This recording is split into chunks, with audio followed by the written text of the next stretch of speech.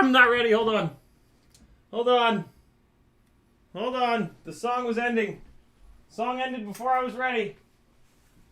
Hold on. I'm coming. I'm coming. Coming. Hold on. Gotta make it look good in here for you guys. What's up, friends? My name's Aaron Ciotti. Everybody calls me Ciotti. And that's Kristen. She's turning on, okay, or taking down the mic.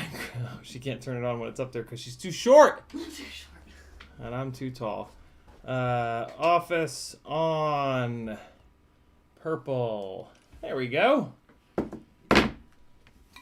Welcome, friends. That was the Acrobrat video that Tommy used for the launch of the Acrobrat. July 6th of 2018. Can you believe that? Here comes the link to it in case you want to watch it in full quality with proper music. There you go. Now you can watch it with the right song edited down in a way that makes it a little bit more interesting. What's up, friends? Drone Pilot, Patrick FPV, Vern Kelk, Jeremy Hocken, Greg Womack, Pedro Tomei, Espander, Don Lads, Freelo Joe, Greg Womack, Tuner Taxi, RC Addict, Espander again, Chris Taters, Pile of Carbon, Rick Zapata, Random FPV, Stuck in Trees. I think I got everybody. How you guys doing? What's everybody up to? Drone tagged me a million times. All right, cool. And Don Ladd says, hope you're good. Tuner Taxi says, what's up? Random FPV says something dirty. And I'm caught up on chat. I scheduled this for 5:20, and then I went on a walk, and I lost track of time. And I jogged part of the way back. But I'm in terrible physical shape, so I could only jog in bursts of like 20 to 30 seconds. But I made it back, and here I am. This light's not on. All right, now I think all the lights are on. Look how good it looks in here. We're going to be fixing 2 Acrobrat, oh my God, 2 glides. And if you guys want, we can look at a little bit of footage from the big boy. After talk therapy, I flew this at the Boring Church and played around with 5152s, which are on it right now. So this is my high-speed rig with it's a FPV Cycle Glide with the 6-inch arms. Brother Hobby Avenger 2507 1850 kV motor scaled down to 90%. 40 degree Hero 8 mount and other things that make a quad that don't really make any difference in performance. And I went out and tested. I haven't flown the big batteries in a while, so I wanted to put a charge in those and make sure that they were okay. And then I wanted to mess around with 5152 tri-blades versus 6042. So these are Gemfan 5152s versus Gemfan 6042 bi-blades versus HQ K2s, the 6-inch bi-blades from HQ, which are a 40 pitch. Versus the Gemfan 5552 tri-blades, the 5.5-inch prop. And both of the bi-blades were kind of all over the place when I really dug into the throttle, which that's the second or third time that's happened. I don't know. I keep going back to the bi-blades because they're supposed to be... I mean, they're not supposed to be. They are more efficient, and I always find myself wondering if they're faster, but they're just not as well balanced. And I don't really like the slidiness. Like, this rig is very heavy as it is, especially with the big batteries, and with those bi-blades. I mean, like you go to yaw the thing at all, and it just keeps going and going and going and going and going, and it just never. It never really digs in and flies forward. So I think I'm kind of over the bi-blade thing. I mean, the fact that they the fact that you get all kinds of mid-throttle oscillations and angry nonsense is kind of a deal breaker. But on top of the fact that they're too slidey, it's kind of like, forget it. I'm done with it. This isn't a long range rig. This is a high speed rig, and it's like a cinematic high speed rig, right? So having that amount of slidiness doesn't really make any sense. It doesn't make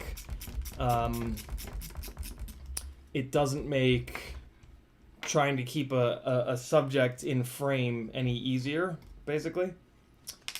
So yeah, I think I'm sort of over the bi-blades.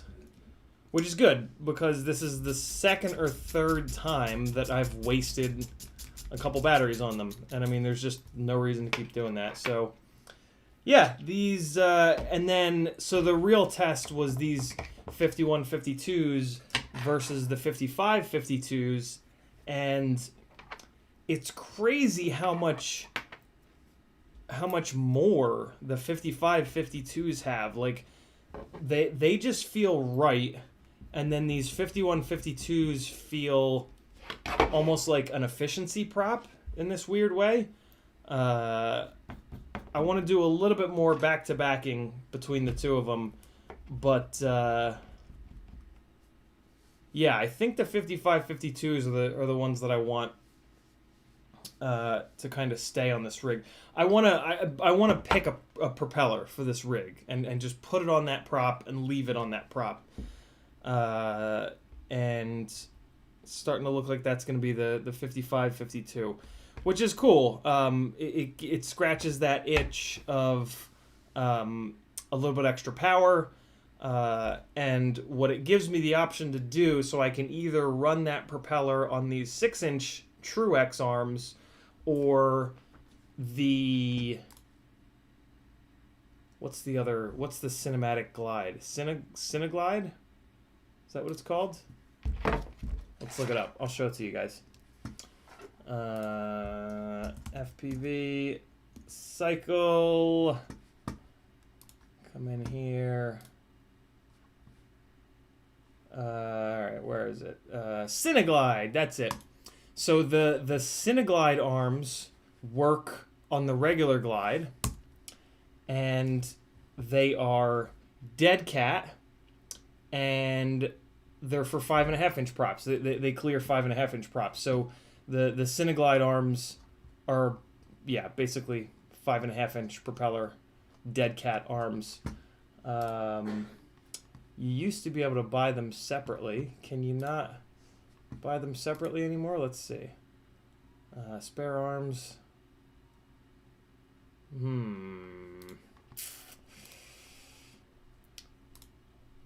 If you message Bob, he can probably sell them to you separately. But yeah, so that's I don't know what I'll do. I don't. This rig already has trouble. I've got to push a ton more P and D gain in on the pitch axis as it is with the True-X arms, and with the 40-degree mount. I don't think there's any propeller in view. You know what? Let's check that, because now I'm second guessing that, and that will help me figure out what configuration I'm going to put this thing in. So, hold on.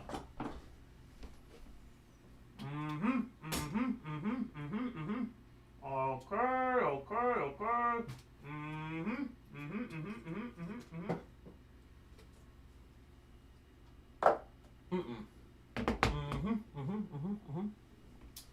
All right, here's the memory card that I was just flying, and now that I'm streaming earlier, there's like nobody here. The chat is like completely dead when I stream earlier in the day. I was hoping to catch more of you guys while you're at work and stuff so that you can watch at work, but I guess either my audience is typically on YouTube later in the day, or there's a smaller audience during the day. One or probably a combination of the two. All right, so let's take a look here. Where's that memory card? Doc says, because we're at work and can't split attention as easily. Yeah, that makes sense. That makes a lot of sense. All right, so let's see what we got here. I had it in... there you guys are. I had the GoPro set up for Real Steady Go, which means 4x3, 4K, 30 frames a second, wide. Those are the appropriate settings that you want in order to work with Real Steady Go. You can go up to like 60 frames a second or even 120 frames a second, but I have fairly small memory cards, so I typically can't do that. without filling up the memory card really quickly. So let's see. This is the third to last. All right, this is a high-speed rig. Oh, you know what? It's not going to work. The computer can't handle 4K. Here we're set up for Real Steady Go, which means 4K, 4x3, 30 frames. Line 6S 2200. This is in full fatso garb. Let me clean the lens here. My God, 4K looks good. And did I already say what propellers are on it? 71850s, and the battery is a. Come on. These are Gemfan 5552s on Brother High. Cool. So let's see if there's any prop in the corners. It's not going to play the video, but we should at least be able to see if there's any prop down there.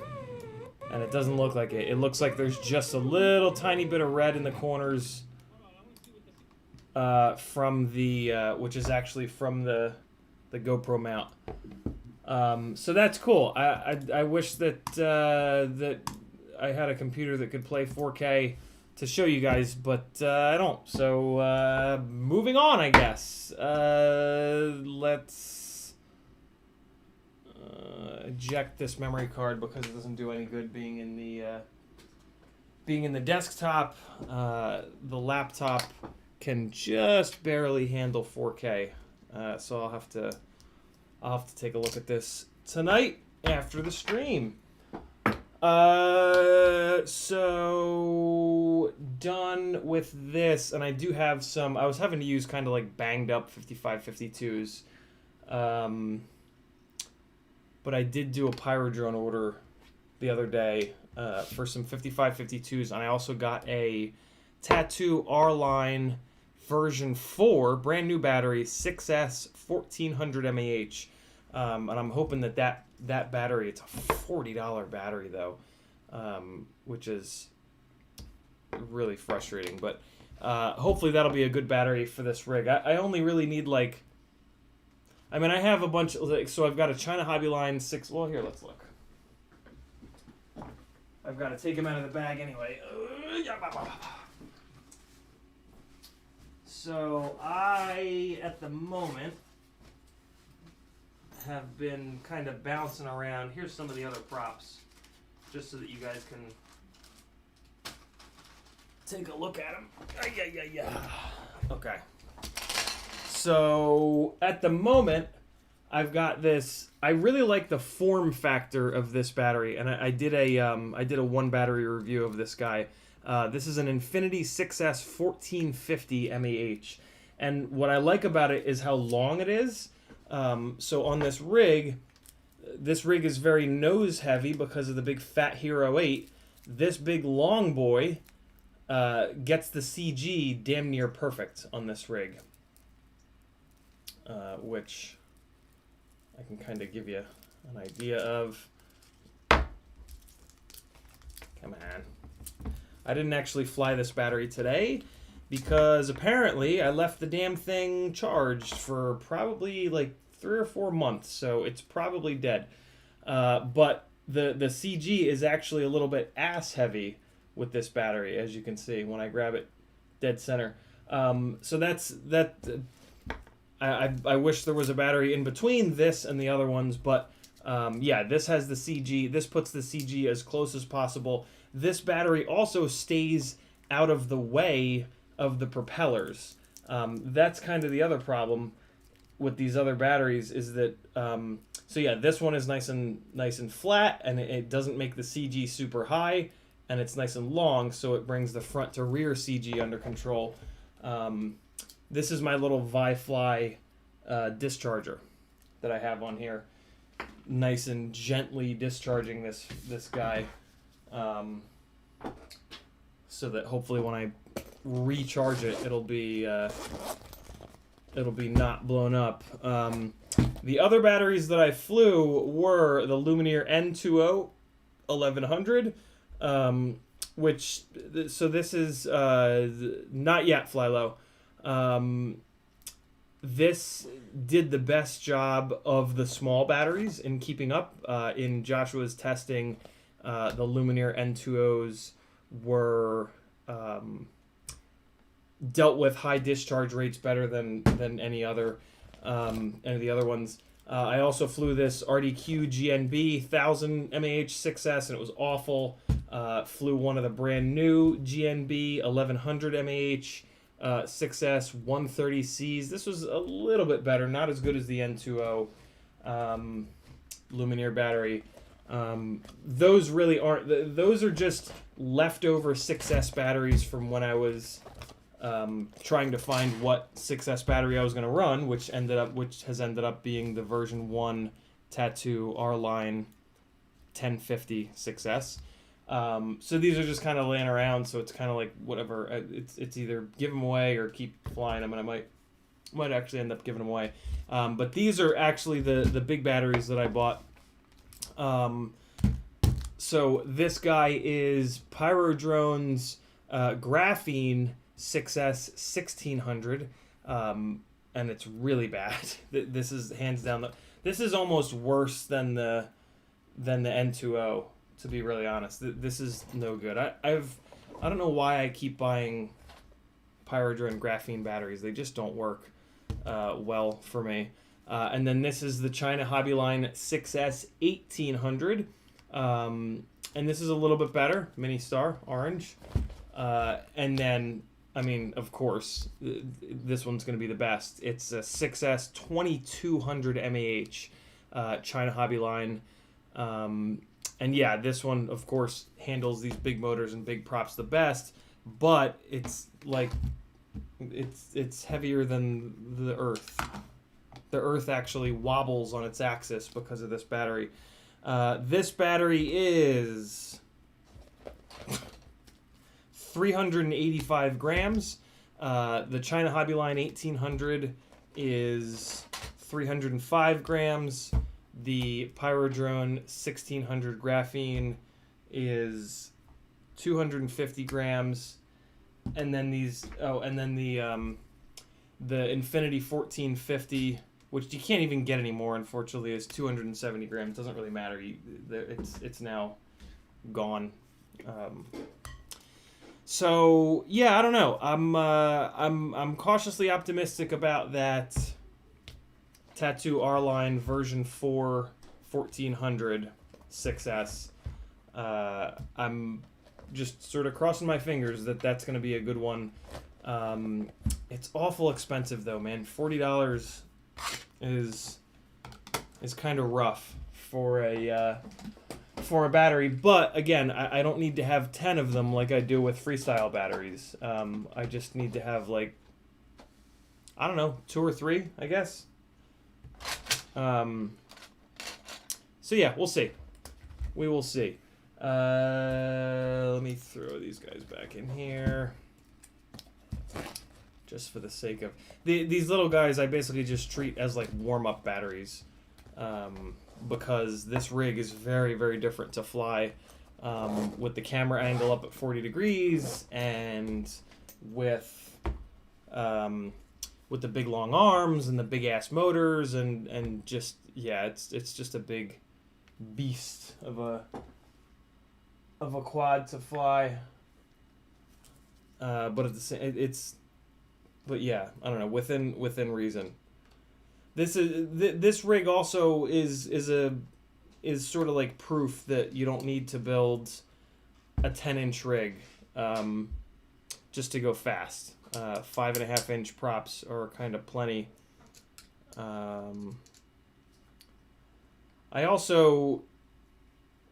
question if these motors are really big enough for the 55-52s, but I don't know. That I back-to-backed them with the 51-52s today, and I really felt fine on the 55-52s. So I don't know. I think they might be big enough, but I mean, like, when I do the math of, like, you know, we fly 2306s and these are only 2507s.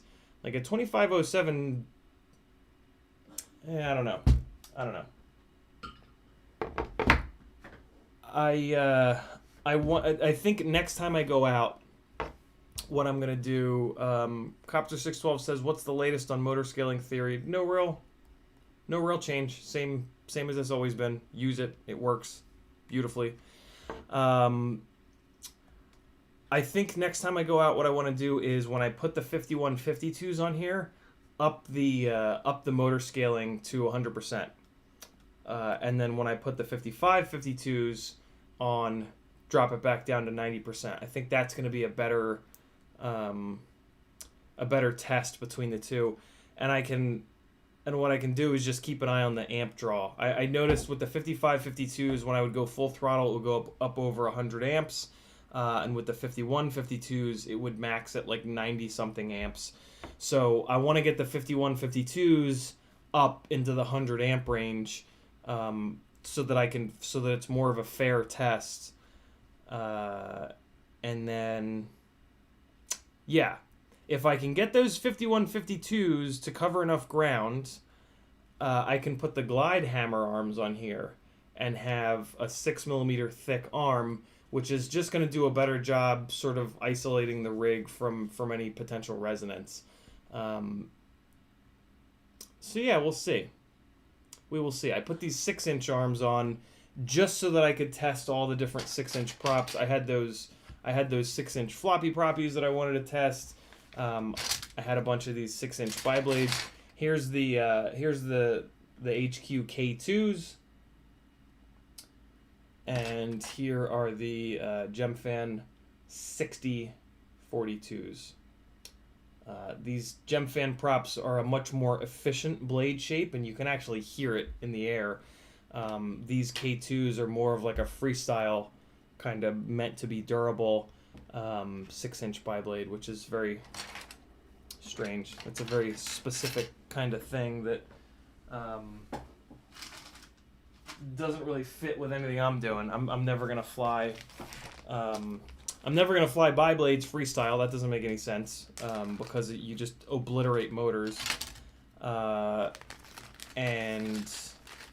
yeah, I don't know. If you're gonna fly a bi-blade, then like all that matters to you is efficiency. So these props are a little confusing in that respect. But these Gemfans are really, really good. Let me make sure I'm giving the right pitch. Yeah, 6042, 6042.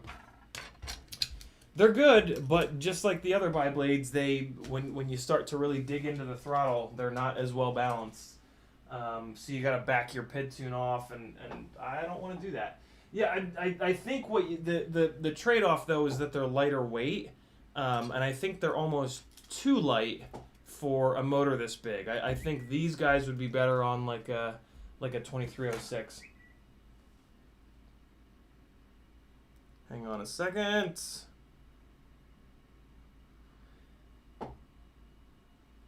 Bear back. Here's the rest of that Acrobrat video.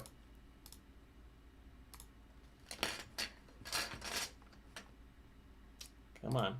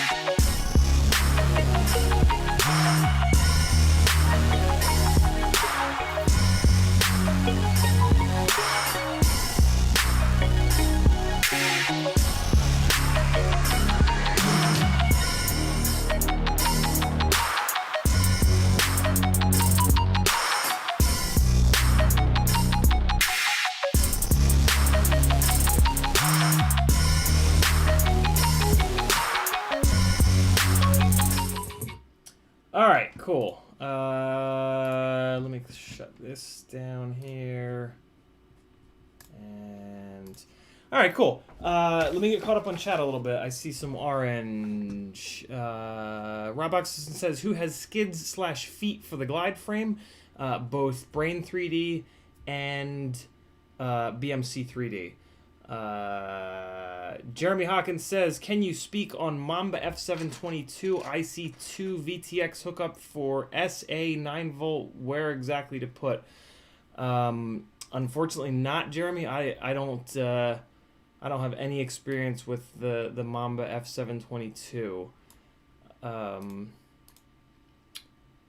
But most flight controllers will have like on wherever you bought it from, they'll usually have a wiring diagram, and I just use that wiring diagram, and just wherever they say to hook stuff up, that's where I hook stuff up. What's nice about doing it that way is that if down the road you have to troubleshoot something, you don't have to like look in the quad for where you've wired everything and try to read the silk screening, right? You can just go to the product page and just look at the product page and look at their wiring diagram and be like, all right, well, they say to put it here, so I must have put it here. So then you can like go into Betaflight and go into your ports tab, and yeah, it just makes your life a little bit easier. So yeah, do that. Pull up wherever you bought it from, or I mean, just search for Mamba F722, whatever the specific model number is on Google, and then pull it up on a couple different websites, you know, GetFPV, Pyrodrone, and one of them will have a wiring diagram, and just follow the wiring diagram. It'll make your life so much easier.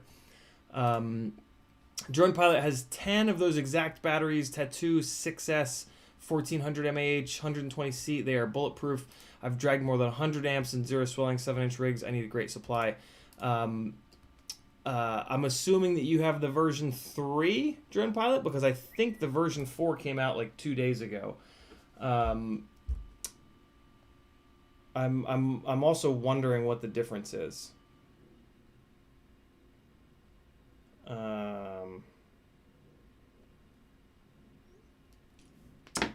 But that's good to hear. If the V3s are that good, then I'm sure the V4s are even better. Roboxes says, so much for using those batteries on a sub 250. Yeah. Drone Pilot also says, I use 2 of the V3 tattoos. Okay, cool. In parallel for 7-inch FPV cycle, 30mm rotors, 70, 56 props, and it delivers at any throttle level. Very cool. Dauntless says, were you flying 5-inch prop on a 6-inch build? I was.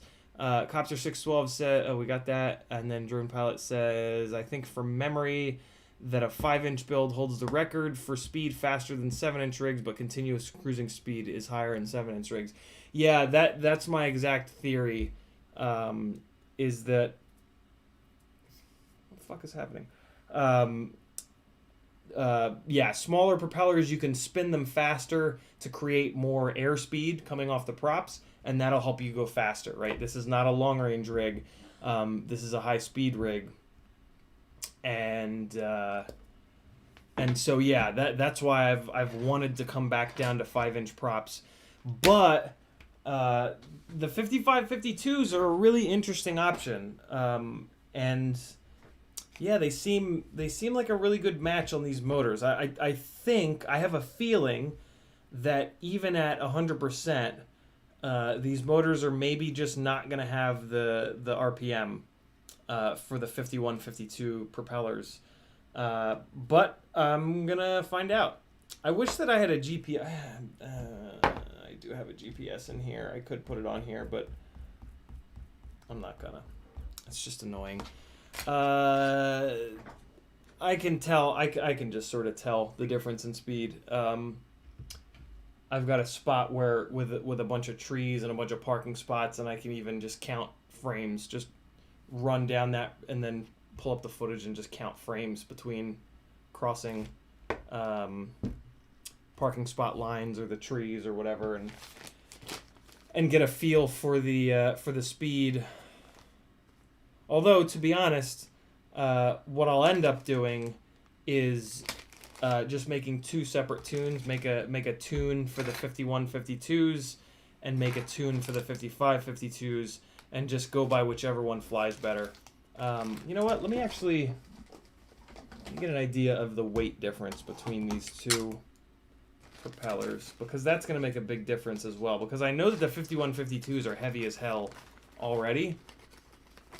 So this is the 5552s. Good God. Yeah, they're 6.5 grams. That's a bit much, man. 6.5 grams versus the 5152s, which are 5.1 grams. Wow. That is a big difference. Good God. 6.5. Hold on, this one's a little bit beat up. 6.5 versus... no, yeah, 5 grams, 5.1, 5.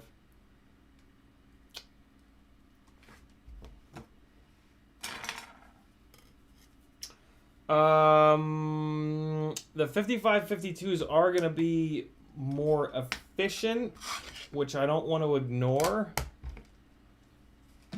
And they're also going to make this rig float a little bit better. It is a big, fat, heavy rig, so that is a concern. I don't know. It would be nice to get this back onto 5-inch arms, and for them to be 6mm arms would be really, really cool. But it's not a rig that... I was about to say it's not a rig that's going to get crashed, but actually it is. I mean, it's a high-speed rig, so it's meant to chase shit that's going really fast, and I'm going to want to get close to that stuff that's going really fast. So it actually does have to deal with crashes. It already has, and these 5mm 6-inch arms are not going to like crashes. The glide hammer arms are going to be pretty much the right arm to crash, right? Because it's a 6mm arm, but then it's got all the fatness behind it. So, I don't know. Interesting little engineering challenge. Yeah, I'll do a little bit more flying with it. See where it's at. I wish there were glide hammer. Vern Calc says, could you please link to Discord? CiottiFPV.com has everything you'll ever need, Vern. It's got the link to Discord, all the affiliate channels, all the different ways that you guys can support me.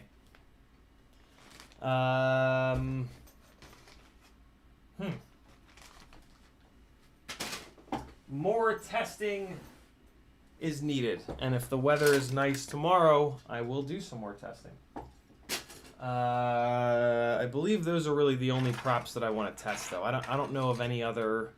GemFan does make a 50-55, but it's a bullnose prop meant for cornering, whereas the 51-52 here is a more high-speed prop. Whenever you see the end of the propeller blade taper like this, that means basically they're doing that to try to control the vortices that come off the tip of the prop, just like the tip of an airplane wing. So yeah, this is a much more efficient blade profile than having it be flattened off, and that's what their 50-55s are. The end of the prop is very flattened out. It's called bullnose. And those aren't nearly as efficient, but they corner better. So yeah, there's a trade-off there. It's also having some video weirdness. And you know what I found in my bag that I forgot that I had is this Immersion RC RF meter, which works really well. So let me actually just hook it up real fast, and I want to make sure that this thing is still kicking out 600 milliwatts. It's a Tramp HV VTX. There aren't any other 5.5-inch Pritch. Well, no, there is. There's an HQ 5.5, but it's horrible. It's just awful. It's not balanced. The blades flatten out. It's really low pitch. It makes no sense. It really. Sometimes these companies make these propellers that it's just like, who is this for? Oh God, that's 3.6. I pulled that one down a little too far. Do any of these have a little bit of jam left in them? 22.0. Oh God, 3.6 as well. What am I doing? These batteries did not perform well, but I mean, they have been sitting for literally months without being used. So I did charge them right before I went out, but sometimes when they sit for a long time, oh, there we go. Oh wait, no, 3.6 fart. Yeah, I don't know. It feels like when you let a battery sit for a while and then you charge it and fly it, it just doesn't feel right. It might be placebo, but it seems like after you charge them and discharge them a couple times, they feel a little bit better. Jesus, I flew all these down to 3.6.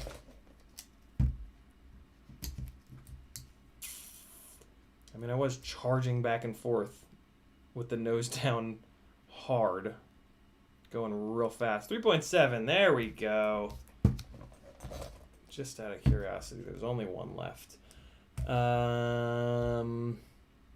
Mark A says, any agreement for trying analog? If you've only ever flown DJI, money is not a consideration. Any agreement? Is that maybe an autocorrect for reason? Any reason for trying analog if you've only ever... That makes more sense. The only reason for analog at this point, in my opinion, is money and tiny whoops. Yeah, that's it. I don't know or I guess weight. I mean, like, flying digital is going to guarantee that you're carrying around like an extra 10 or so grams, thus tiny whoops. So yeah, I mean, if you want to build a tiny whoop that flies good, it's going to have to be analog, like straight up. You can put enough power into a 2.5 all the way down to like a 2, or I guess so tiny whoop up to 2 inch, but like 2.5 inch and up, that extra 10 grams is really not that big of a deal. The big thing is money, because it's $120 straight up to build a rig with digital. So if you're gonna buy, so I just worked with somebody through Fiverr who had me spec out a build for him, and he's on DJI. And we start talking about how the best thing to do is to build multiples of the same rig. And he's like, all right, cool. So I'm going to build 3 of these 3-inch rigs that we've been talking about. And then right at the end of the call, he says that's going to add a lot of money to each one of these builds, right? Like, that's going to add $360 to these 3 builds. He's like, what do you think about just building 1 with DJI and then the other 2 on analog to save money? And then the analog ones are my bashers, because he already had analog goggles. And I was like, dude, that's a great idea, because you're going to get an Eachine Nano for $12 whole for your VTX, and then any number of micro or nano cameras for like $20. And that's going to save him $300+. Well, no, $200+. So yeah. Really just cost. It really just comes down to cost, in my opinion, is the only reason not to go digital on everything. Cost and really, really, really light rigs. Vern Calc also says, we can help you more on CiottiFPV Discord, where you can share pics and screen share for Betaflight help. What are you trying to help me with, Vern? I don't remember what we were talking about. I don't remember asking you guys for help with something. Tag me again and let me know what you're trying to help out with. I appreciate it, brother. Copter612 says, do you end up running higher gains on props sized smaller than the frame was built for, like running 5-inch props on a 6-inch frame? Not really, Copter. That's a good question. The having a 6-inch arm on here, all it really does is add weight, and it puts the heavy motor out farther. But that's inherent to the, like, that happens no matter what, right? Whether you run a 5-inch prop or a 6-inch prop kind of doesn't matter. Yeah, so it doesn't really affect the tune at all. Well,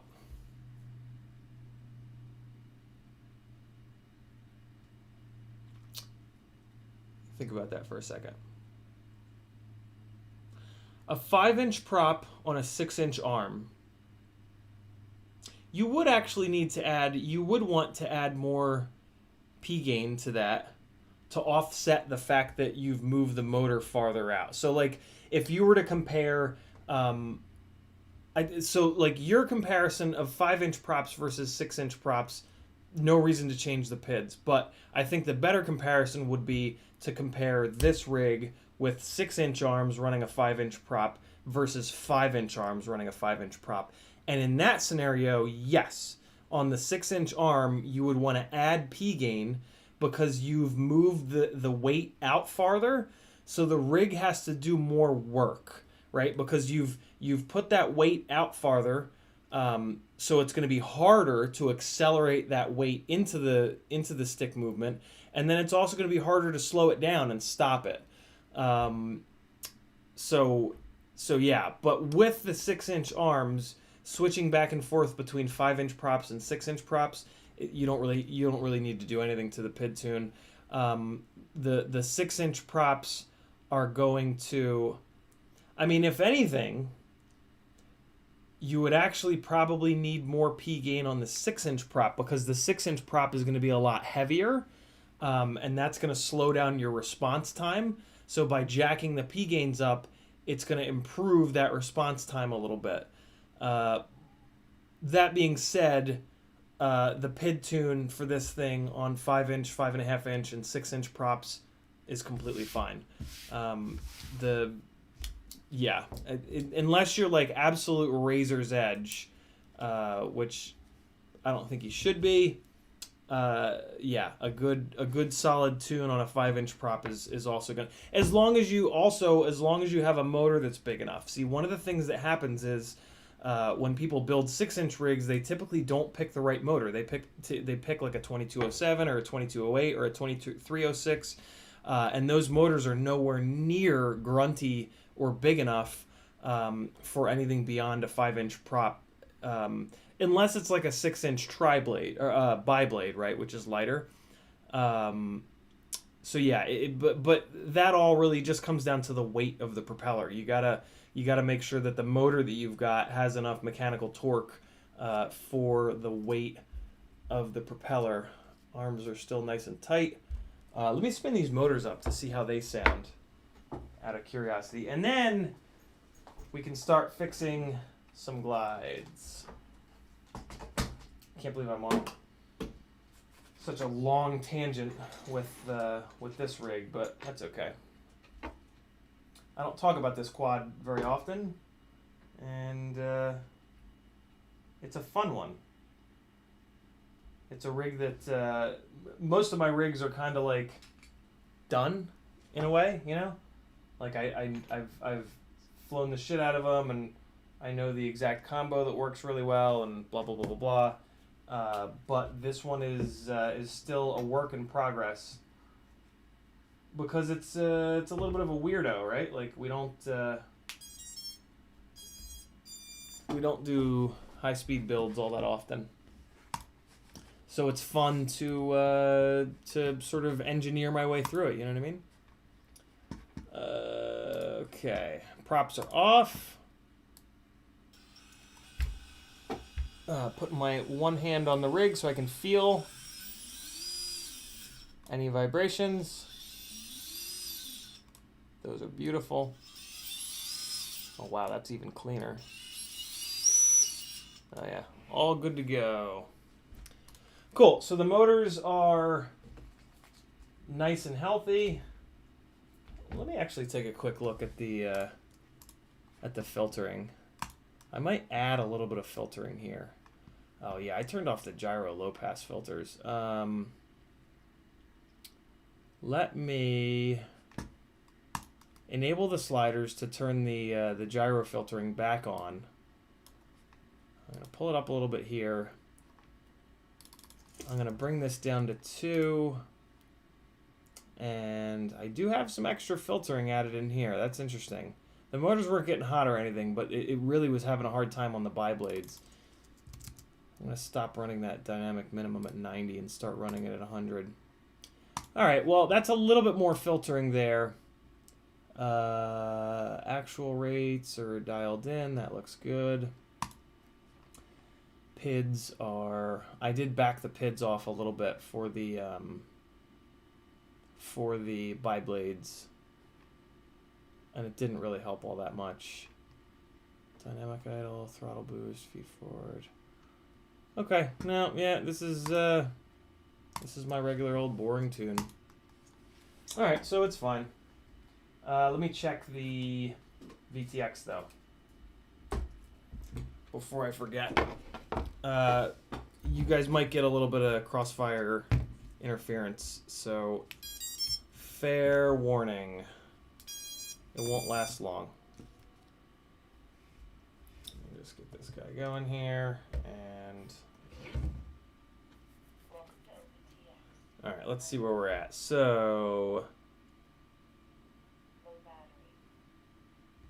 15, 20 milliwatts. Okay, good. And now let's arm it. Get it into a spot where it's at 20. There, it's about 20. Only bumped up to 300, but it did jump up. Oh, there's 500. Okay. Doing it this way with like antenna on antenna is not precise at all. Like any little bit of movement, and it completely changes it. But if I can get this into one, oh wow. There's 1 watt. If you can get this into a position where it shows a big number like that, then you're good to go. That means that the antenna is not broken, the UFL to SMA is not broken, and the VTX is not broken. This is not a precise tool. Like, to do this precisely, you need to jack this thing directly into the SMA. And I don't want to do that. I just, even in that case, this still isn't all that precise. You just want to make sure where this thing really works is that when I did that, it showed a huge number. Good to go. If something was blown up on this, it would not have shown 1 watt. You know what I'm saying? I had that goddamn screen up the whole time. Sorry, guys. So yeah, good to go. I think what happened is I smacked into some tree branches and it knocked this down flat, and then I was out flying really far away, and I think I might have been tail in with this thing flattened out, and that's got a big null, and I was like half a mile away. So cool. This thing is ready for round 2 with more 51. I think I'm gonna do the 5152s again and open up that motor scale next time I go out, and see how it is. So I'm gonna actually throw those on here. Do I have a set of fresh ones? Here are the freshies. Okay, cool. That one is not destroyed. That one is not destroyed. These two, I just ground the tips down a little bit, flying really low to the ground. But I should have another bag. Yeah, look at me go. Fresh 51 52s. These 5152s are a propeller that I have heard multiple people say on the internet, where everything is true, of course, that they're unbalanced. But what those people are actually saying is that they tried to run these on too small of a motor, probably like a 2306, and when you do that, they don't perform well, and they almost perform like they're unbalanced because the motor doesn't have enough torque and response time to have them fly right. So really good example there of 99% of the advice that you get on Facebook or just on the internet in general being dead fucking wrong because people have no idea what they're talking about, but they think that the Dunning-Kruger, right? Dunning-Kruger is that like when you get into something, this is me paraphrasing it, but when you get into something in like the first month, you think you know everything. And you're like confidence and you tell everybody as much as you can because you just want to help everybody out and you've been into it for one whole month, so you must know everything. But then so your confidence goes like this. Well, for you guys, confidence goes like this. And you give all this terrible advice, and then as you stay into something for longer and longer and longer, your confidence drops down more and more and more because you learn more and more, and as you learn more, you realize how little you actually know. And it just keeps going down and down and down as you learn more and more and more. So yeah, always respect Dunning-Kruger. And anytime you take advice from anyone about anything, try to get a feel for whether or not they know what the hell they're talking about. Because most people don't. I would say probably 95% of people that are going to give you advice have absolutely no idea what they're talking about. And that advice is going to completely screw you over. But in their mind, they're just trying to help out, right? Because they've been into the hobby for one whole month, so they must know the answers to all the questions. What's going on here?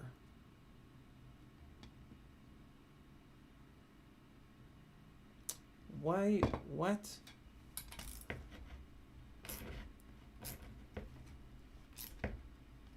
Why am I all of a sudden unable to control the bell of this? Oh, is that tightening down on the smooth? What the hell's going on here?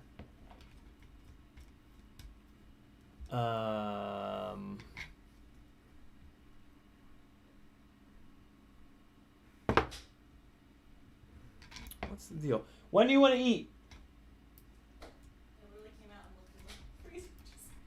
You want to have a little snack? Yeah, I may have a snack. All right, I'm gonna do like one or two quick fixes and then. I have to work anyway, so it's like, I don't know. You want to just keep? I don't know. Have a snack, and then I'll just surprise you and start cooking at some point.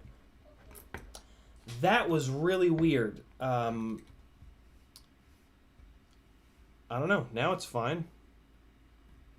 I don't know if that's ever happened to me before. That was very strange. The prop nut was binding on something, and I couldn't get it any tighter, and it wasn't tight enough to keep the prop from spinning. That was really weird.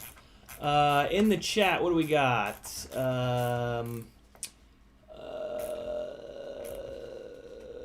Drone Pilot says, all my 2.5-inch and lower are analog. I have 75mm Caddx Vista nano camera that's heavy and flies like crap, even though it's a naked Vista, still too heavy. Yeah.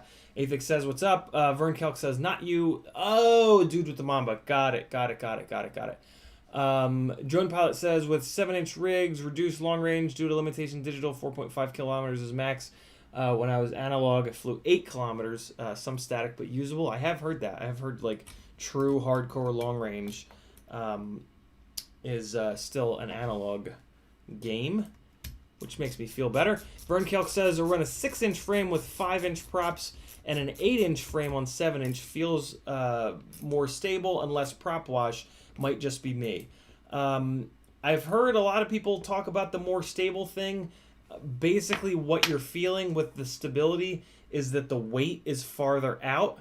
So just physically, the rig is slower to respond, and that reads as stability in your head. But it's actually a bad thing. If your tune is correct and your fingers are steady, having the shorter arms is just going to perform better because it's going to make corrections better. In terms of prop wash, the only thing that would help prop wash by having too long of an arm is that the propellers are farther away. Everything else is going to hurt prop wash. The big thing being that the weight is farther out.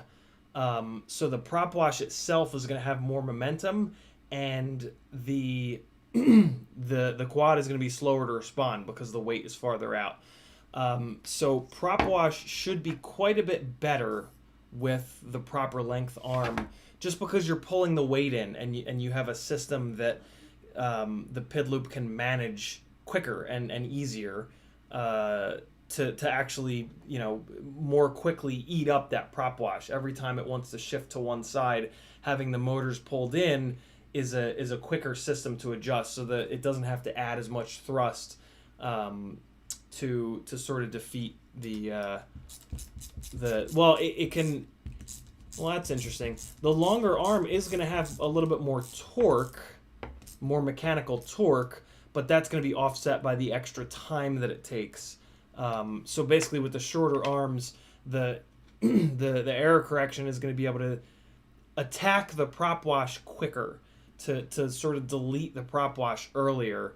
So I guess if you're on a motor that's too small, the longer arm might actually help because it's more mechanical torque. But with a properly spec'd motor and prop combo, that's not going to be the case. So yeah, that's interesting. It's that kind of goes into this whole thing where it's like, we can't just look at one thing, right? Like there are like a dozen different things that affect each other on these rigs all the time, and we like think through like, ooh, 5-inch arm versus 6-inch arm, but that's not the end of the story. There's motors, there's props, there's the weight of the props, there's the fact that the 6-inch arms are going to be a little bit more wobbly, and they're gonna have a lower resonant frequency. There's just all these things that kind of compound on top of each other. The game is which one is the worst, right? Like that's what we do a lot of, is we find like the worst offender. So tiny whoops, for example, the worst thing about tiny whoops is a lack of thrust. So the 0802 25,000 kV motors, even though that's a crazy kV, it addresses the worst possible problem with tiny whoops, which is a lack of thrust. So those motors make a tiny whoop feel so much better, even though they cause all these other problems. But just by the fact that they're putting a Band-Aid sort of on the worst of the problems, they feel incredible. All right, high-speed rig, back in its cube. Batteries over there. None of them really need to be hooked up to a parallel board to come up in voltage. This guy's here. This guy's over here, and let's fix some shit. What do you guys say? Let me get caught up on chat first. Drone Pilot says, I have a rig that only jitters and overcorrects rolling right. Increasing D-gain will warm the motors up. 13-second mark, 18 seconds to see the issue. If it only does it rolling right, Drone Pilot, I can pretty much guarantee you that the gyro on that flight controller is shot. Technically, maybe it could be a motor and ESC issue, but I doubt it. Yeah, if I were betting, I would bet that gyro is jacked up, unfortunately. Athix says, looking in the Blue Jay, and I might try it on my Baby Tooth and 5-inch. Let us know how it goes, Athix. I'm going to try it, but it's just no time soon. I got a million things going on before it. Copter612 says, after you learn how to recognize Dunning-Kruger, how do you learn not to be triggered by it? if you figure that out, Copter, you let me know. Because it's pretty maddening. Yeah, it's very frustrating. A lot of people waste a lot of time and money because of Dunning-Kruger, because people just don't respect the fact that until you've been into something for years, not days or months, you don't know what the hell you're talking about, and that's okay, right? Like people are always afraid to be like to not know what they're talking about, but like it's okay, it's all good. Like nobody expects you to know everything after being into something for a day, a week, a month, even. Just be a sponge for years and then give advice. Avik says, all I heard was a voice coming from the void of darkness in the back. Lilithium says, what's up, dude? What's up, Lilithium? How are you? And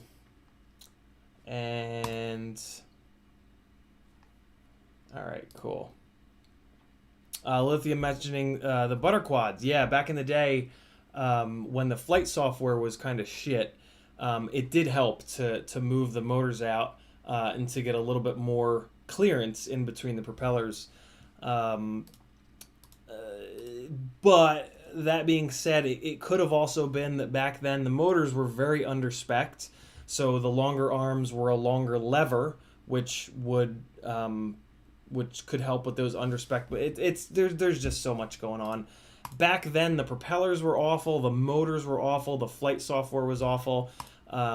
It was the butter quad concept was very interesting. I wonder what, I wonder what the big thing that was helping out. Or it could have just been that those pilots did it and thought that it was better, right? Like that's the other thing, is that like we go and we fly and like the placebo just runs wild, right? Like what we think flies better is oftentimes not flying better. It's just connecting with what our brain wants, right? A little bit more, or the way that our fingers move, or the way that like we've looked at other people's flying and we expect ourselves to fly like them. Like there's so much like sort of miscommunication in a way, right?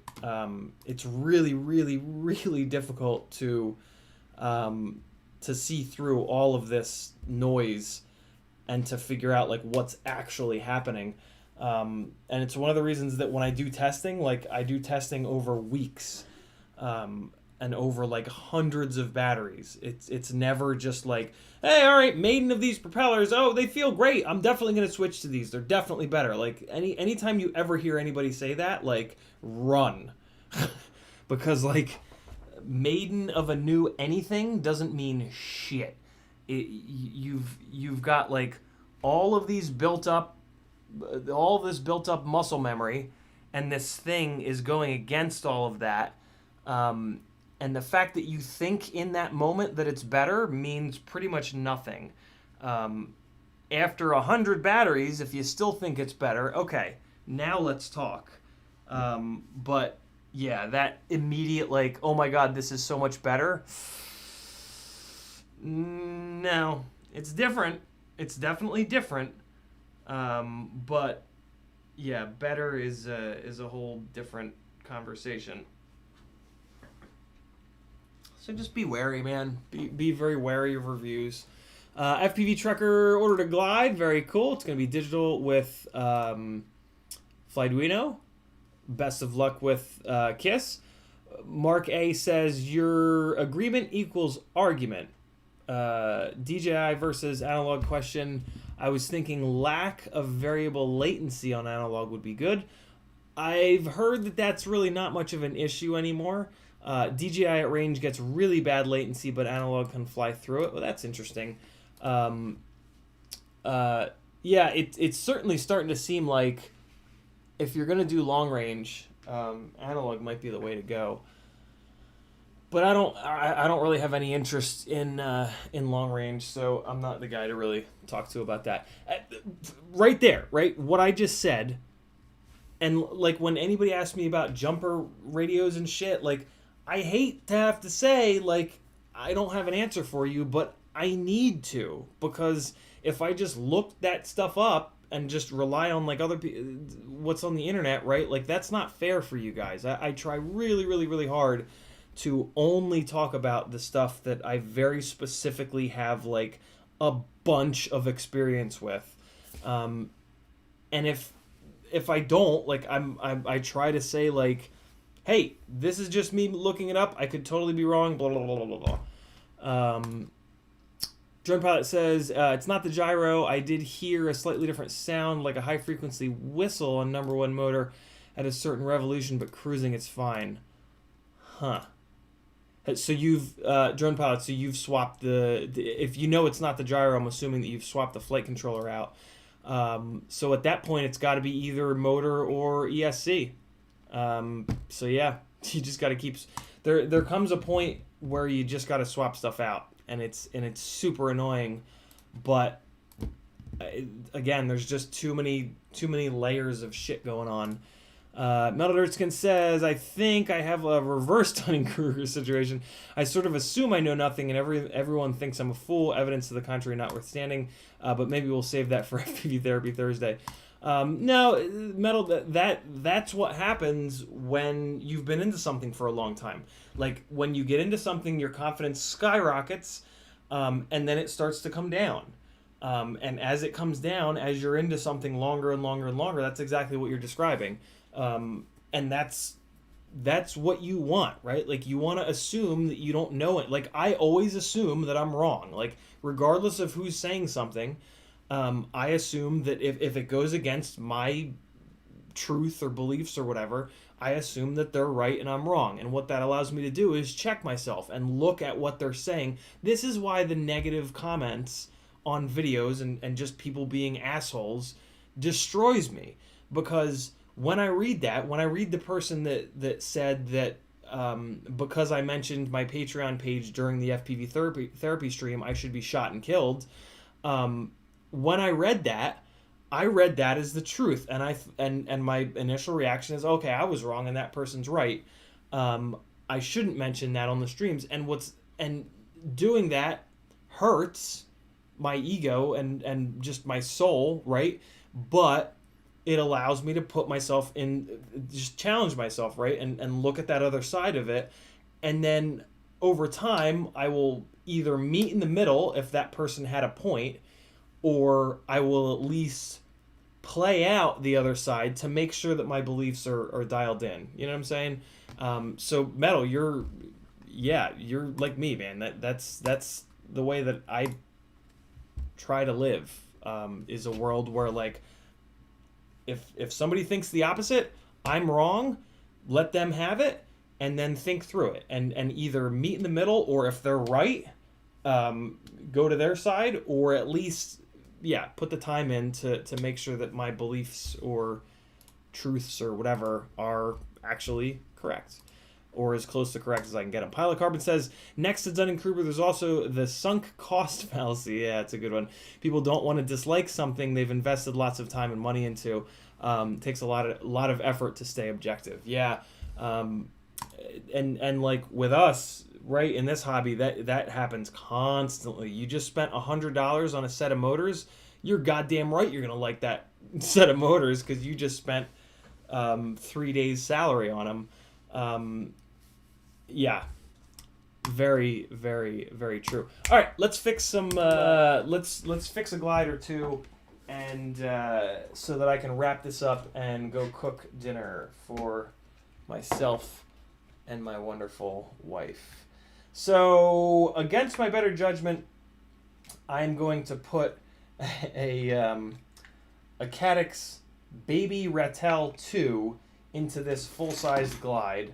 I'm very close to, I don't know, this. I don't like the idea of running Cadix cameras in anything that can break a car windshield. But everybody always wants me to test Cadix stuff, so here you go. I'm gonna do it just for you guys.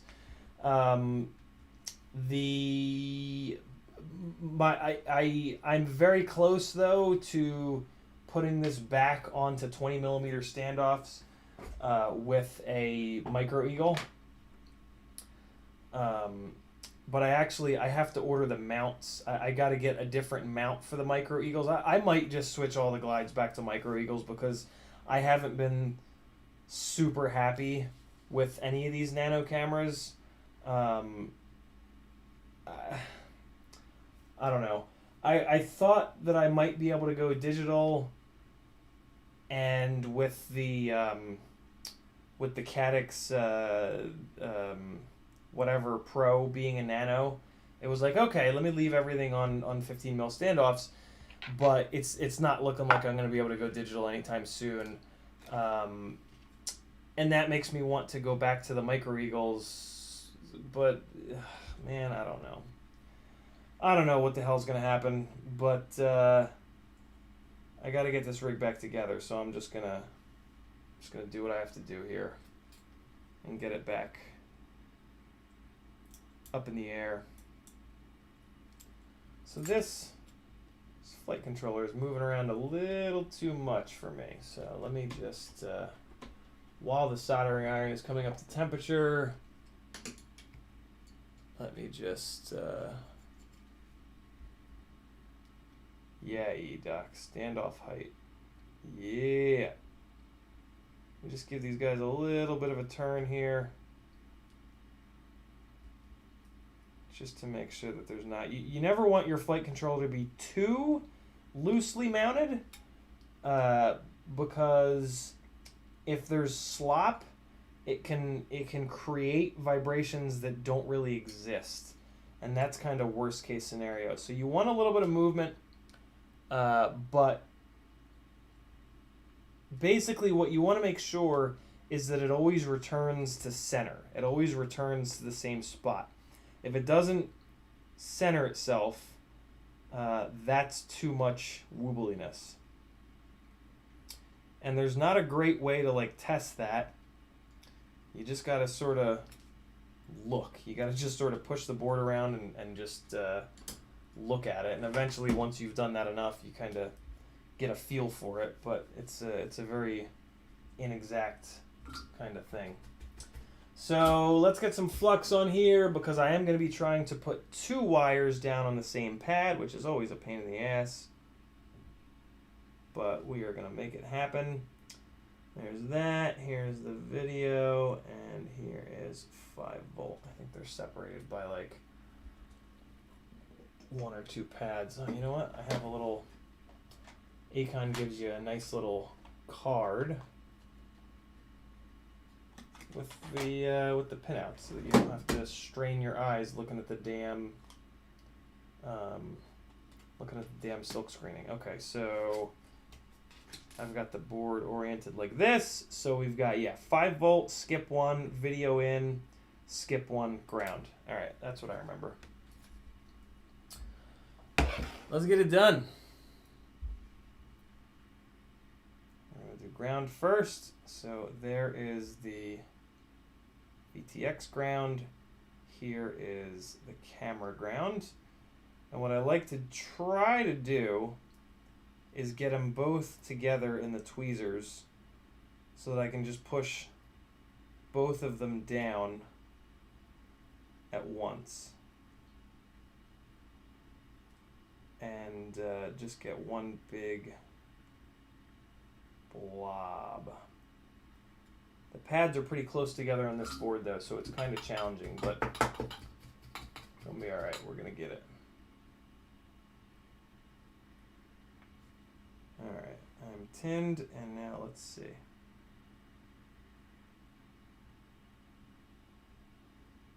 There we go, that's looking pretty good.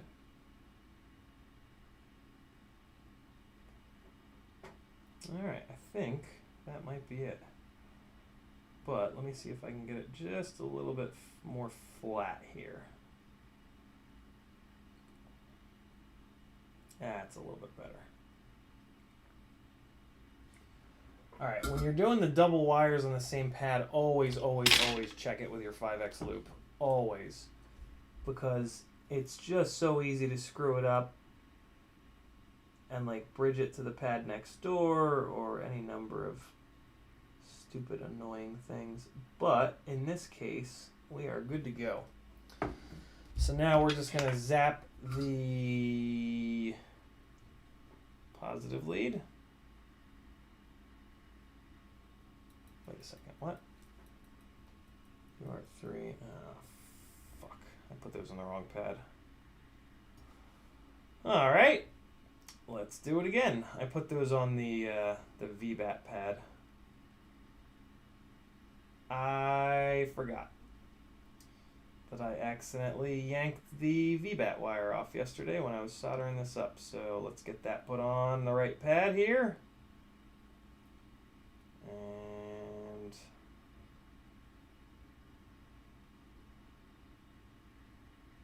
alright, good deal. There's power. And now we're going to go over to this ground pad. Grab both these guys just like a second ago. Put them on the right pad this time. And come on. There we go. That's looking pretty good. Not bad. Kind of want to bring that top wire down a little bit. Oh, nice. I think that's it right there.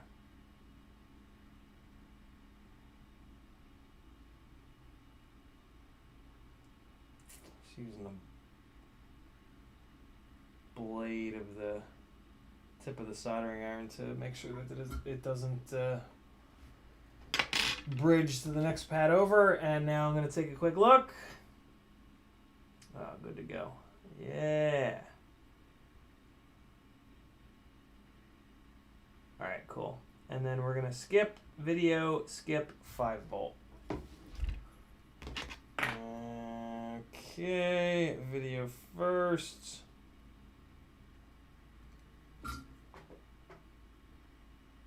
Holding the soldering iron nice and flat to get the maximum contact area possible on the flat tip. And then 5 volt for the camera. There we go. Let me get this down a little bit flatter. You always want to try to get the tinned part of the wires down. If this is the pad, you don't want the wire up like this. You want to get the wire flat on the pad, and then the solder will make a little like valley over the top there. Not a valley, the reverse of a valley. Cool. All right. So the one thing that I do need to check is one of these doesn't have the IR filter in it, and that's a very easy thing to kind of spot. Basically, if everything is pink, then there's no IR filter. So let me check that real quick here by just plugging one of these guys in and firing this thing up. Now I gotta get my effing goggles out. Alright. Come on. Come on. Okay. Let's see what we got here.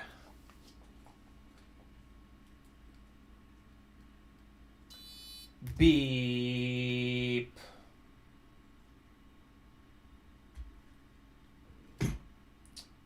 One amp. Okay. Should be enough to fire up the, oh yeah. And this camera is the good one. I'm pretty sure. But let's just check.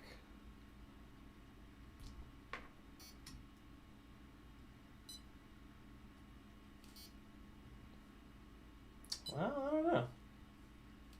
Huh. Actually kind of surprised at how good they both look. Okay. Well, let me switch back again. I'll be damned. The IR filter doesn't make a huge difference. I mean, one of them is going to be way better at night. Without the IR filter, they work a lot better at night. This is the normal one. Yeah, this is a lot less pink. But let me check one more time.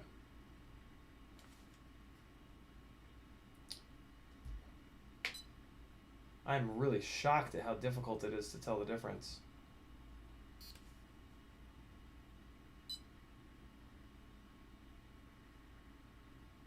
Huh.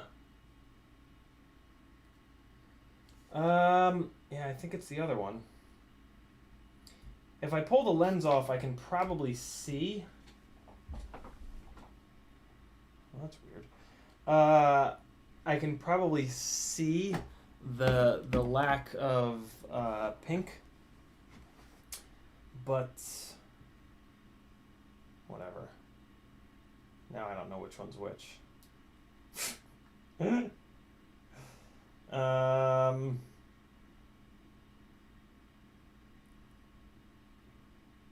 It's gonna drive me crazy. I'm going to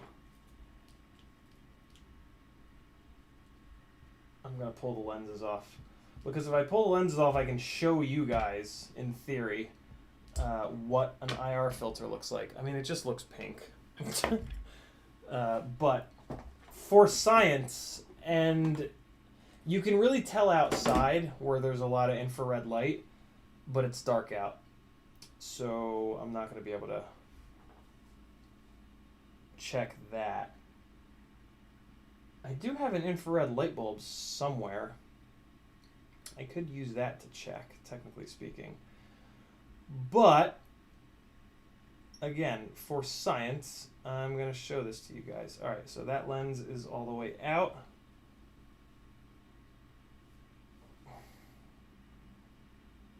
Come on. Jeez! Oh my god, what, really?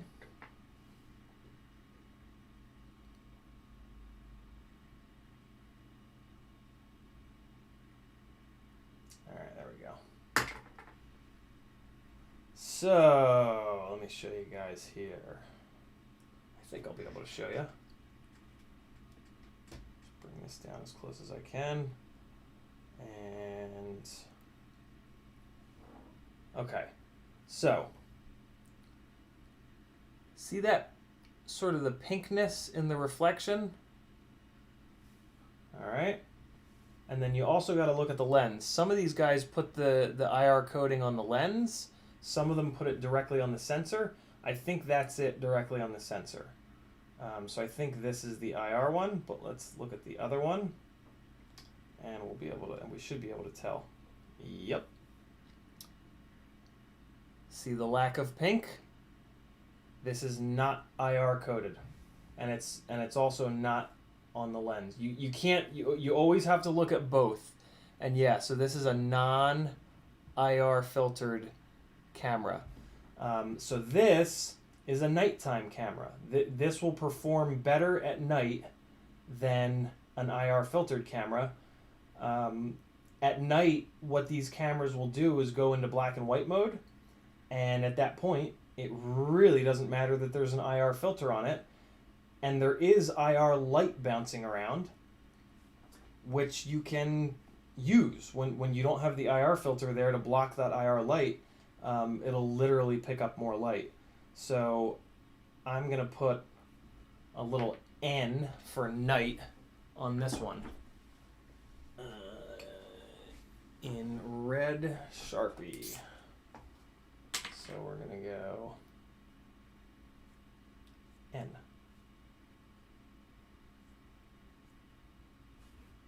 Cool. They are now both out of focus. So let me go, let me turn a light on in the kitchen so I can focus on something far away.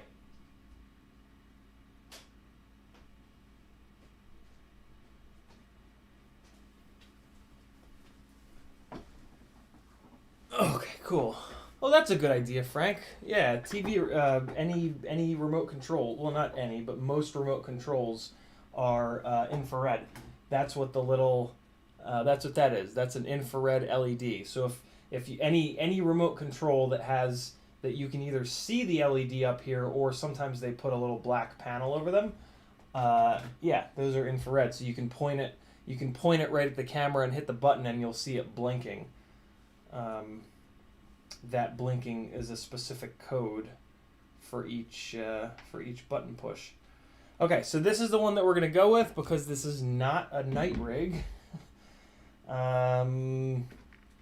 Let's get this installed and then, well, no, let me get it focused first. It's probably gonna be a little bit easier to focus it while it's out of the camera, or while it's not held in, I should say.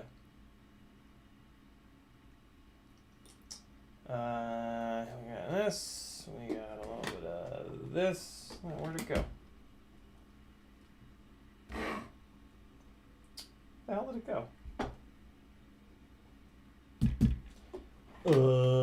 Am I blind? I'm blind. It was there. Okay. 1 amp setting. And power. And the Googles. I see the chat blowing up. I'm going to get caught up on it in just 1 second, boys and girls. Let me just get this thing focused in here. And alright, so there are blinds. And what's nice about that is blinds have horizontal stripes. And when you're focusing a camera, what's kind of cool is those horizontal stripes, if they're far enough away, will do this.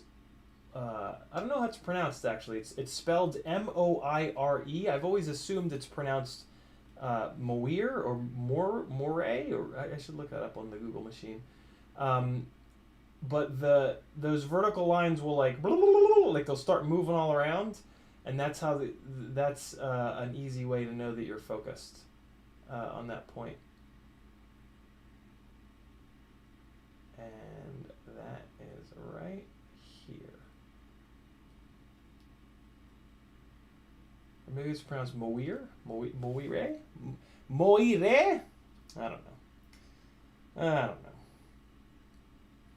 Alright, cool. So now I'm just going to take this locking ring and see if I can turn it without the lens turning. Yeah. Alright, that's tight enough. It's a shitty little plastic lens, so it's good to go. Alright.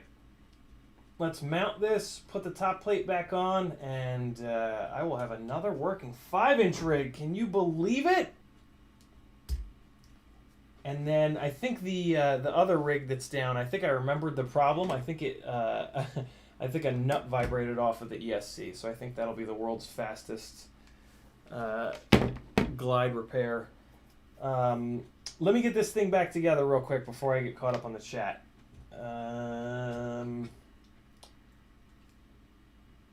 All right, and what do we got here? What I do like about the nano cameras is that they're so light that they, in crashes, they don't lose their, they don't change up tilt. You know what I mean? Because like they don't have any momentum. The Micro Eagle is a very heavy camera. It's like 12 grams with the RC25G lens on it.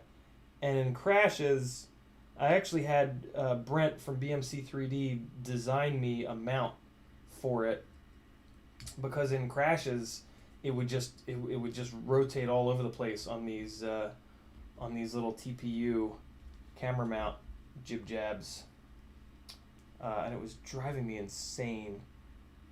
Well, that's not great. Maybe I'm not gonna run this camera.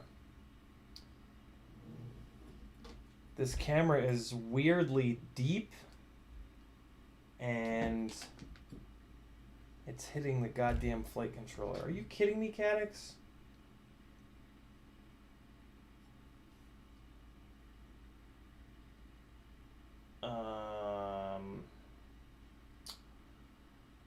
Well, that's not gonna work. Okay, so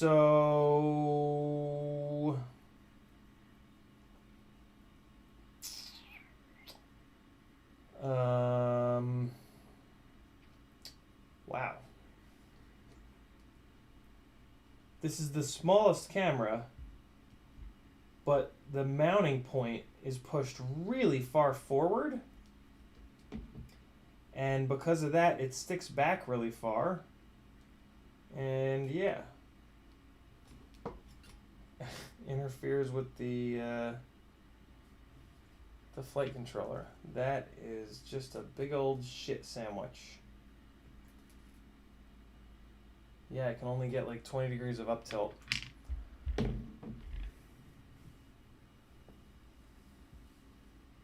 God damn it. God damn it.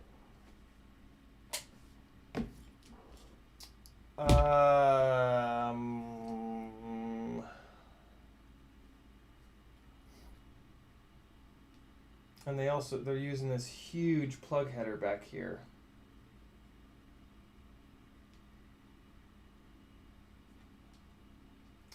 I mean, I might be able to bend the plug header upwards a little bit. And I mean, I can do that by just straight up like pushing it into this board. Well, it's done. I already did it. And now it's fine. Alright, I don't recommend you do that, but I just did it. I've done it before. And yeah. Moving on. I don't really care about this little camera. I don't really have high hopes for it. But yeah, now I can at least give it a try. I really don't like that they use the plug headers here. I really wish they would use pads on the backs of these cameras.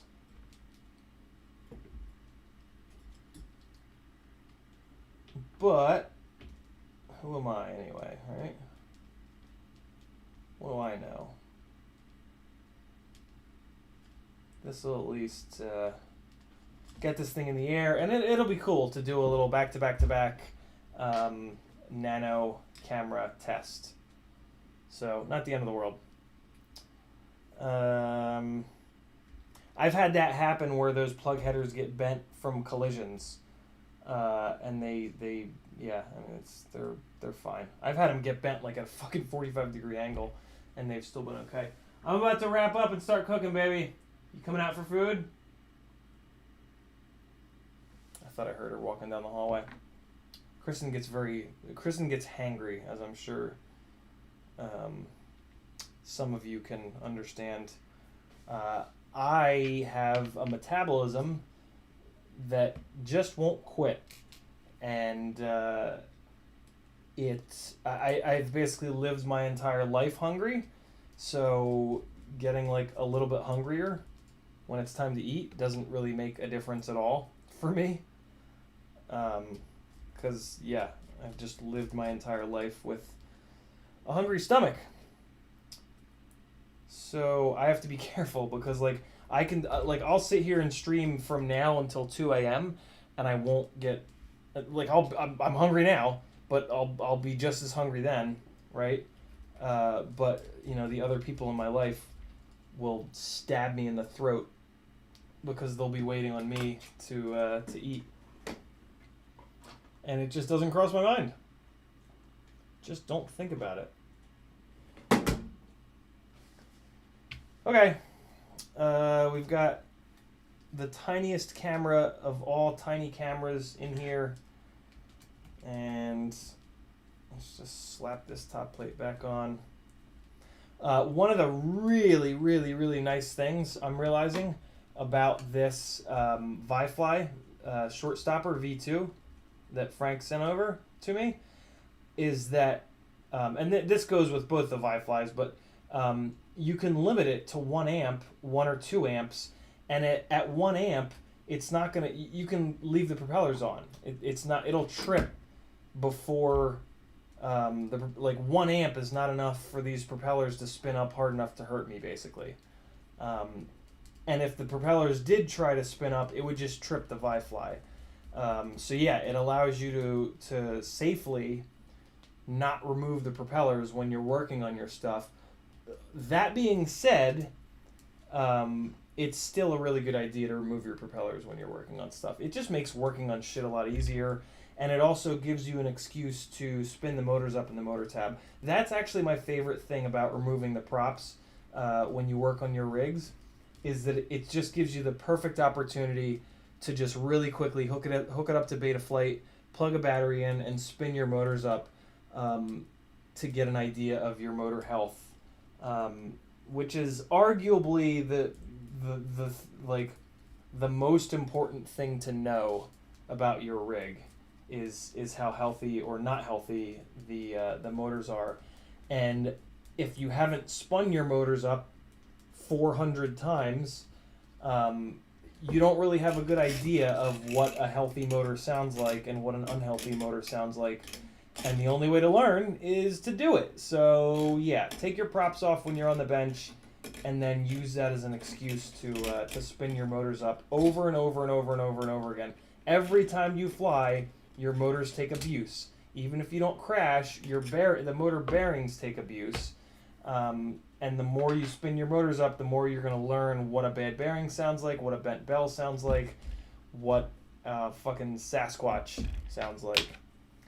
Look at that! Another working 5-inch rig. Happy days are here again.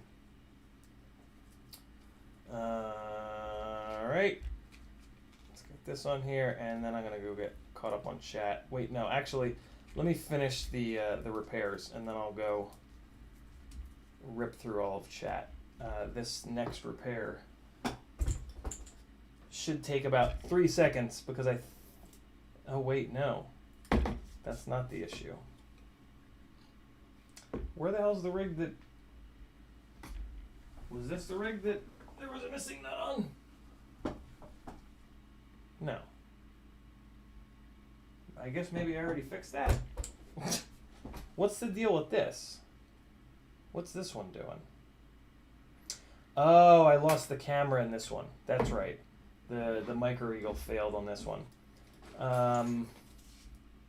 I think. Hold on. Hold on. Let me take a quick look.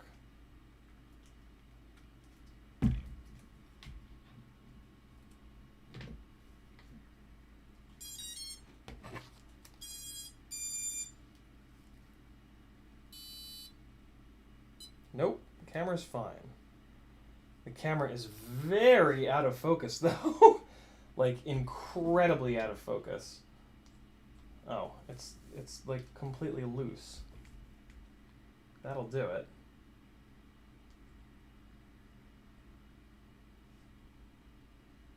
Well, what the hell?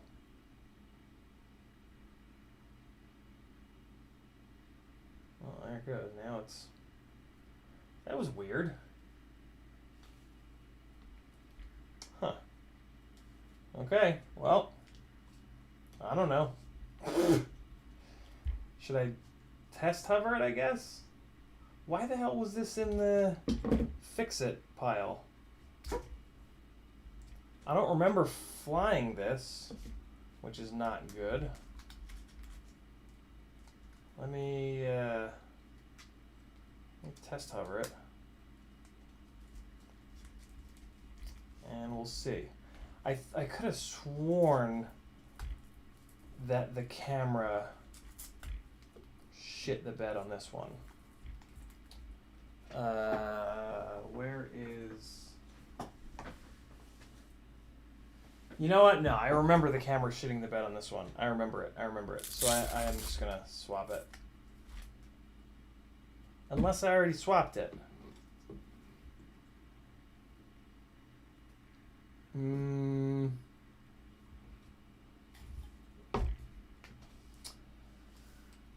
don't know, man. I'm getting all hungry now. You know, when I get hungry, I start yawning, and I get very sleepy. Okay, in the chat, scrolling up a little bit, we've got some...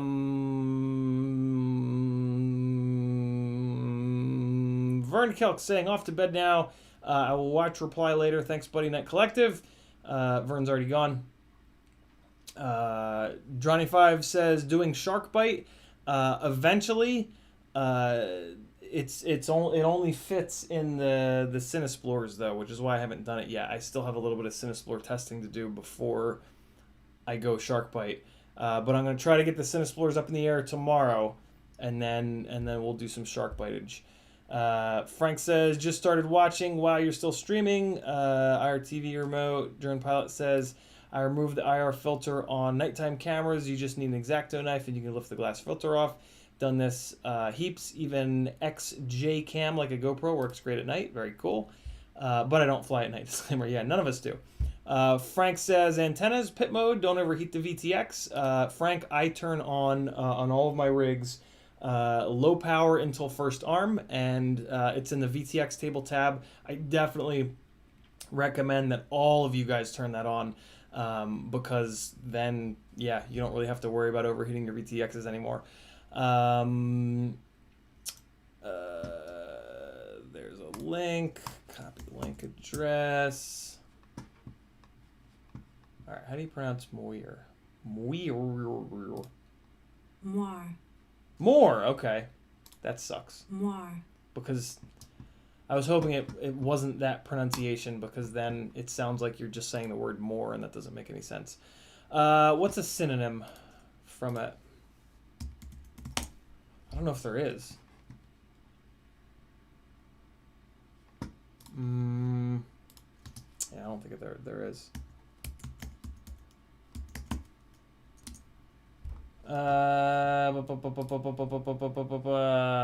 Plain, unpatterned. No, that doesn't work. Yeah, there's no real synonym in the photography world for it. It looks like there's some synonyms for the silk world, but that doesn't help us.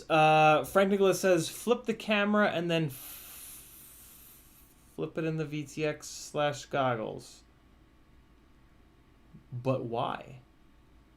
I literally have no idea why. Frank says, can you solder to the camera, run the cable plug under the flight controller? If I broke the plug header off, I might be able to solder, but I'm not playing those games anymore, especially on a 5-inch rig. Athix says, depin the camera and go direct. Yeah, not playing that game. It's just, without a proper set of pads, I just don't trust doing that, especially on a rig that's going to get the absolute hell beaten out of it. Carbon Cage says, thoughts on Apex 3-inch? Otherwise, what would you pick as a new frame? Want to swap out parts to a lighter frame from the Cinepig. The Apex 3-inch is incredibly heavy, mainly because it's got 4mm arms. So what you're going to have is a 3-inch rig that's too heavy, and it's got indestructible arms, which is going to put all of the energy from crashes into the motors. So you're going to break all the motors. But the arms are never going to break. So you're going to get to replace a lot of motors that are more expensive than arms, and you're going to get to do a lot of soldering rather than just removing a bolt or two to swap an arm out. And I don't like that. I would rather an arm break and save the motor than the motor blow up and save the arm. Well, not save the arm, but you know what I mean. Also, if I was going to fly a 3-inch rig that was at the weight of that frame, it would be an Acrobrat, because with the Acrobrat you get the benefit of the clean dirty system. So yeah, I don't really understand the Apex 3-inch. The only thing I can maybe think of is if you built it with the X-Nova 1804s, which have a 3mm motor shaft. Maybe. I have not pounded on those motors enough to be able to say this for sure, but if those motors are really durable, then you could have a basher 3-inch rig with that setup, which the Acrobrat is not. The Acrobrat is more of a cinema type freestyle rig. I don't know. I mean, it's gonna be too heavy for 3-inch props, so it's not gonna have the float of like a 5-inch rig or just like a properly power to weight ratio or prop size to weight ratioed rig. So like things like when you come off the throttle, it's gonna fall to the sky faster than you probably want, which the Acrobrat does. In fairness, I'm still on team Ripsqueak, BQE Ripsqueak. That to me just makes much more sense. It's a much better weight. It's gonna be like 60 plus grams lighter than a 3-inch Apex or an Acrobrat. And that's going to make it crash way better. The arms are 3 millimeters thick instead of 4 millimeters, so the arms will break and hopefully save the motors, but the arms are still going to be really strong because you're shedding like 60 plus grams. So yeah, and it's gonna much more closely approximate the way that a 5-inch rig flies, because it's the correct all-up weight for a 3-inch propeller, which is around 200 grams. So yeah, I prefer that. I try to get all of my rigs to fly as close as possible to each other, so that I don't have to completely relearn how to fly with each individual rig. And yeah, Ripsqueak Micro is going to do that. Is going to do a much better job of that than the Apex 3-inch. The Apex 3-inch, I wish they hadn't even have made 3-inch arms for the Micro Apex. That's a 4-inch frame, realistically. So if you want to get this new Micro Apex frame, don't get it with the 3-inch arms. It just doesn't make any sense. Get it with the 4-inch arms, put 2004 motors on it, and it'll be awesome. That being said, 4-inch still, 4-inch is very flavor of the week right now, and it's very sort of hype train right now. When you actually think about 4-inch, it doesn't make any sense, because it's really not big. It's not big enough to carry a GoPro, and then it's too big to carry like an Insta360 Go or a naked GoPro. So like, what's it for? Like, they fly great on 2004 motors. Yeah, they fly great, but like, just the fact that a rig flies great for me is not enough of a reason to keep it in the fleet. It has to be able to do something well, and 4-inch just doesn't. It just doesn't really. It just doesn't do anything better than a 3-inch or a 5-inch. Essentially, we don't have like a payload. Like, if there was like a 40 or 50 gram camera that was really good, 4-inch all day. Wait, no. What? Yeah, right. Because the Session weighs 80 grams and the Heroes weigh 120 grams, right? So like 5-inch rigs, we know, are the right rig to carry around a payload of between 80 and 120 grams. 3-inch rigs carry a 20 gram Insta360 Go like it's not even there. So like, what is the point of a 4-inch rig? You know what I mean? Like the long range thing, cool, I get it. Like the Flywheel Explorer, great. But like for freestyle, 4-inch just, it doesn't have a home. And until somebody comes out with like a 40 or 50 gram HD camera that's worth something, 4-inch just doesn't have a practical application other than, hey, everybody else is doing it. Cool views on my videos. And unfortunately, I try to stay away from that. It makes me not a great YouTuber, but I don't know. I don't want people to waste money on shit that like, in 3 months, that's the thing about 4-inch. Like, mark my words, 3 or 4 months from now, nobody's going to be talking about 4-inch anymore. No, all the people that built 4-inch rigs, they aren't going to be flying them anymore, because you can't carry a GoPro with it, and it's way too much to carry an Insta360. So like, what are you going to do with it? It's just going to be that like rig that it's like, oh, I feel like flying that today because I'm bored with my other stuff. Well, if you have enough money, that's cool, right? Like, if you have enough money, yeah, build one of every prop size, and then you can completely ruin your muscle memory every single time you go out and fly, because you'll be flying a completely different rig every single time you go out and fly. And yeah, I also try to encourage you guys to not do that. I'm about to wrap up. I'm so hungry. Good. I'm gonna cook for you. I don't usually cook. I when I enter the kitchen, there's a better chance that I will poison than cook. Mr. Syncopad says, my Micro Eagle 3 died mid-flight. Anybody else had that? I mean, it has nothing to do with the fact that it's a Micro Eagle 3.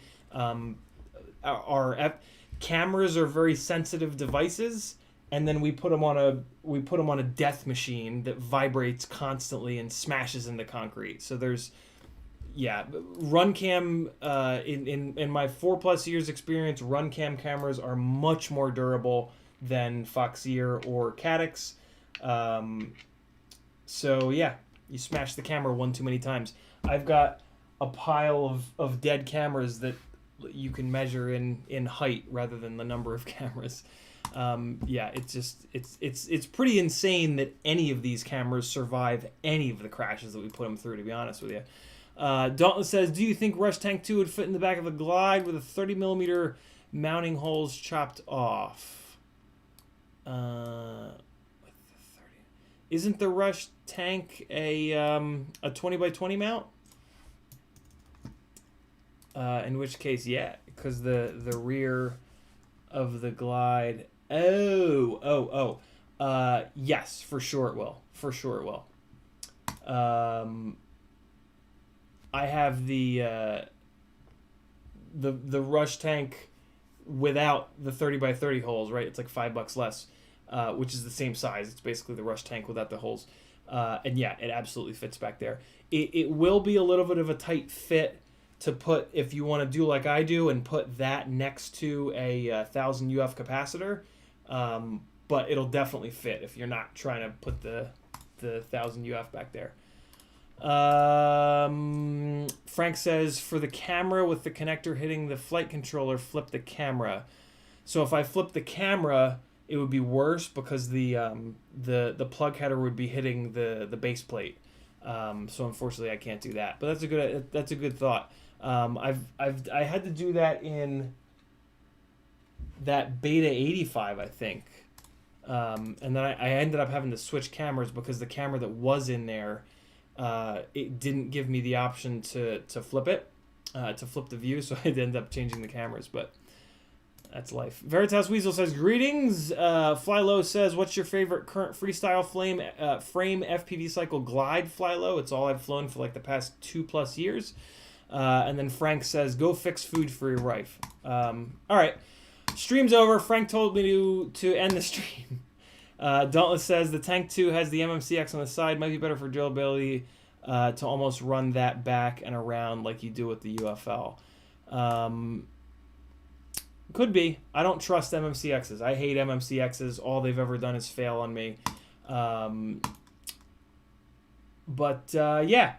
I will see you guys. I will see you patrons tomorrow because I do daily streams for the Patreon folks. If you'd like to join my Patreon, CiottiFPV.com has a link to it. It's 10 cents a day. So if a 2+ hour stream for 10 cents isn't worth it, I don't know what is.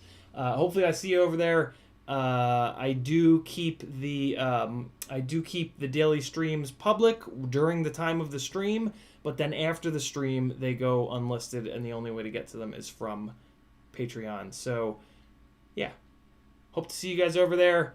Thanks to everybody who's already on there for supporting me so that I can continue to do this full time. It's crazy. I can't believe it's working. You guys are awesome. Be good. And here's some nonsense. Nah, you know what? I'm out of here. I'll play some Flying Free tomorrow. Be good, guys. Thanks for hanging.